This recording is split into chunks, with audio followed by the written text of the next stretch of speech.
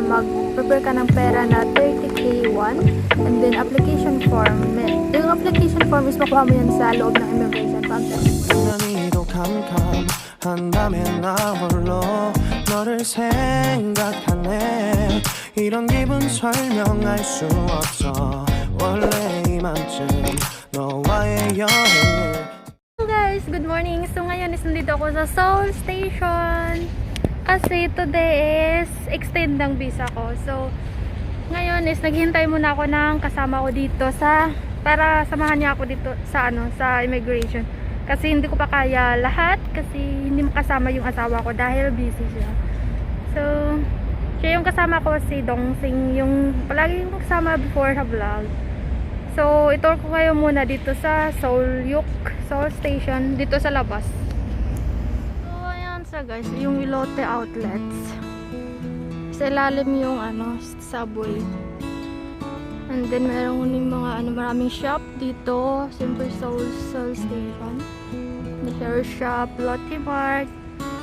10 minutes walking lang from home. 10 minutes lang. Nilalakad ko lang to. Tapos umaga ako para wala kasi akong slot.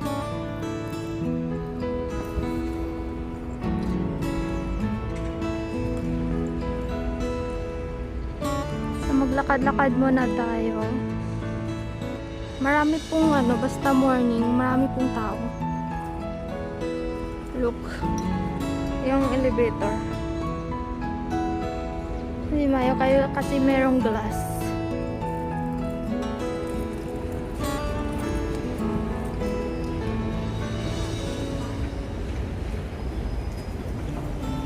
Tingnan natin. Bawal pala dito.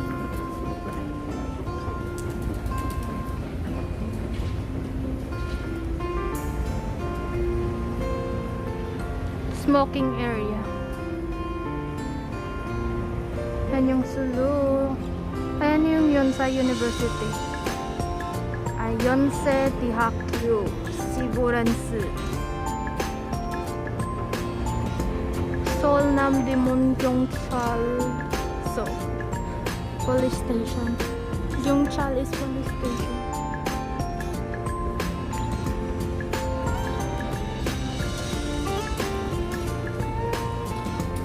Look, doon is sa kabila is Busan yan. Tapos dito sa mga lang, malapit lang. Pero doon sa kabila is Busan. Look. Meron pala akong nakita. Pagdating ko dito, meron akong nakita isang tarpaulin na nakasulat ng nakakaantig na puso. Chill, hell, fill the day, make your day. Ayun. God bless. And then merong balloon.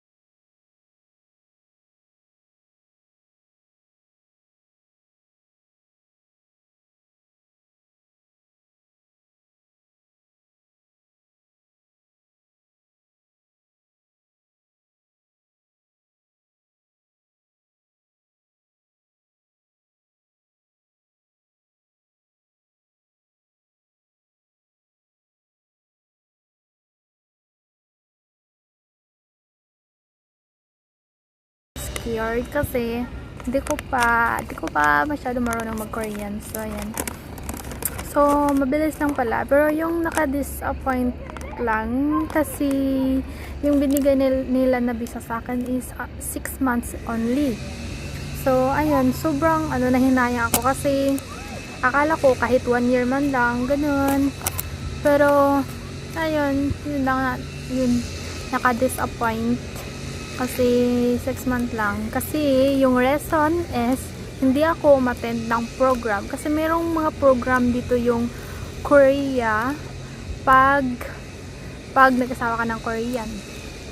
Dapat dalawa kayo ng asawa mo mag-attend ng program na yon. So hindi kami naka-attend dahil sa ayun, busy nga, tapos nakalimutan na pag merong mga rest day. So ito ngayon, sayang yung bayad na 30k tapos 6 months lang kasi sana 1k na 1 year tapos 1k lang din yung 30k won lang din yung babayaran. Pero yun nga, tapos nga yung requirements pala, yung requirements sa sa pag-extend is sinulat ko na lang dito kasi hindi ko naman masyado marunong mag-Korean. Is Yogwon is passport, then prepare ka ng pera na 30k won, and then application form. Yung application form is makuha mo yan sa loob ng immigration pagdating mo doon ka mag-ask ka sa information doon kung ano na process mo, ganun. So ayun, bigay nila yung application form or Tunghapsin Chungso. Tapos yung resident registration, yung Tungbon is resident registration. And then yung dapat kailangan may may Bangmon yeyak, job sogong, basta Bangmon yeyak is appointment received. Dapat nag-appointment ka last 2 months or last 3 months before ma-expire yung visa mo. Kasi sa akin is hindi ako nakapag-appointment kasi August pa lang, ay July yata nagpadala na yung immigration about my visa, and then hindi tiningnan namin yung slot, is wala nang available slot sa ko.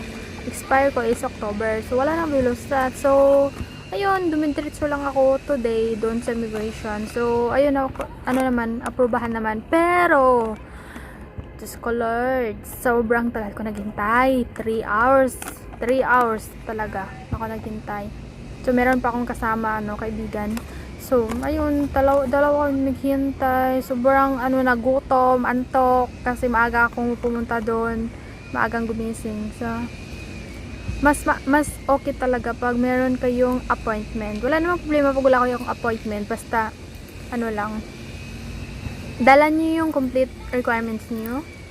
Yun lang, walang problema. Ang bilis lang na processing. Yung matagal lang yung maghihintay ka ng number mo. Wala namang masyadong tao, pero ang sobrang bagal. Parang I feel finas. Sobrang bagal. Di ko alam bakit mabagal. Wala namang masyadong tao. Siguro dahil hindi ako napag-appointment. So ayun, sobrang bagal. And then I forgot pala, marriage certificate. So saan niyo to kukunin? Yung marriage certificate and then Kajok certificate. Pero basta parang ganun. Tapos Tungbon certification, Tungbon resident registration is makukuha niyan sa inyong barangay. Yes, pag na-register na kayo ng asawa niyo sa sa inyong barangay o dito sa Korea, nandoon na yung niyo sa isang paper. Makita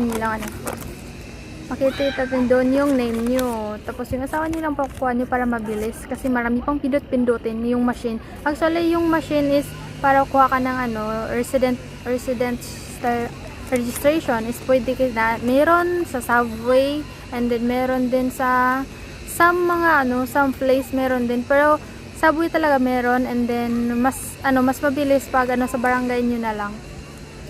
Kasi minsan sa nakaproblema sa loob ng subway, sometimes hindi sila ma-accept, lalo na pag paggabi na.